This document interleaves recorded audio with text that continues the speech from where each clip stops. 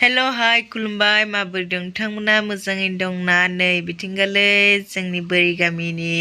फांसननि decoration 2 आरो 3 बे 2निमोन नै बिथिंगालै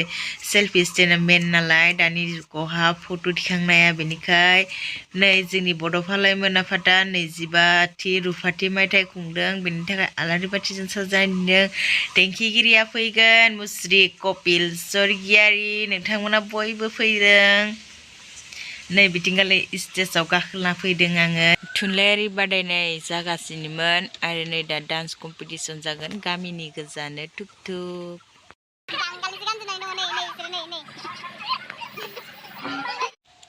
नै लामायाव बैथिंगालै मा बुंगोन कि फ्लेक्सन होनो मा होनो थुन थांदों आरो लारिनो ओमफ्राय नै बिथिंगालै स्कुलावहानो थानसालिबो दंमोन नालाय थानसालिखौ जिरायनानै दङ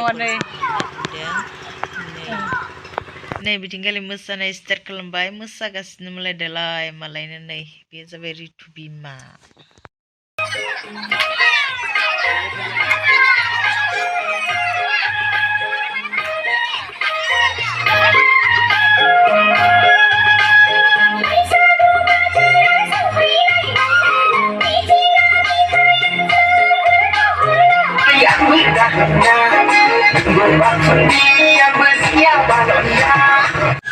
दे बिदिब्ला गाइस मोजां मोनदोंब्ला साबस्क्राइब खालाम लोगोफोरनो शेयार खालामना हो गामिनि गोजासो जादों गाबोन 3 मेआवसो